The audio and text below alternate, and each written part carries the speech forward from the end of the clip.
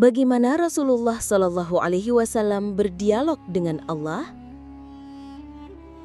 Pernahkah kamu membayangkan bagaimana Rasul terakhir, manusia pilihan, berdialog langsung dengan Allah Subhanahu wa Ta'ala?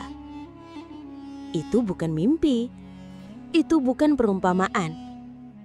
Itu peristiwa nyata yang terjadi pada malam paling agung dalam sejarah, Isra dan Mi'raj. Di malam itu, Rasulullah dibangunkan dari tidurnya.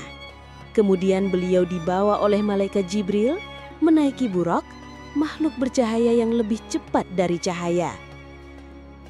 Dari Masjidil Haram ke Masjidil Aqsa, lalu naik ke langit demi langit.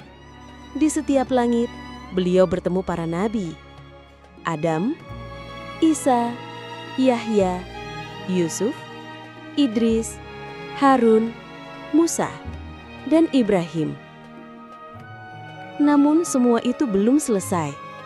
Rasulullah terus naik hingga tiba di tempat yang tak bisa dijangkau oleh malaikat manapun. Bahkan Jibril pun berkata, "Aku tak bisa melangkah lebih jauh. Jika aku maju satu langkah saja, aku akan terbakar." Di sana, Rasulullah seorang diri melampaui Sidratul Muntaha, tempat di mana hanya dia yang boleh menghadap langsung kepada Allah Subhanahu wa Ta'ala. Di tempat inilah terjadi dialog antara hamba dan Tuhannya. Tanpa perantara, tanpa tirai, tanpa suara yang kita pahami, tapi hati dan ruh Nabi Shallallahu Alaihi Wasallam benar-benar merasakan kalam Allah. Allah Subhanahu wa Ta'ala memerintahkan sholat 50 kali dalam sehari semalam. Rasulullah menerima perintah itu, tapi saat turun, Nabi Musa menyarankan agar memohon keringanan. Beliau kembali naik, memohon hingga akhirnya sholat ditetapkan menjadi 5 waktu, namun tetap bernilai 50 kali pahala. Itulah bentuk rahmat Allah dan juga bukti dialog yang penuh kasih antara Rasul dan Rabb-Nya.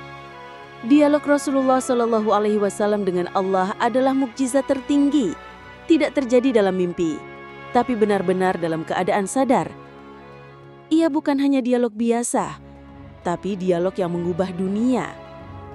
Dialog yang melahirkan sholat, dialog yang menjadi penghubung langit dan bumi. Dan sejak malam itu, setiap kali kita sholat, kita pun sedang mengulang dialog agung itu antara hamba dan penciptanya.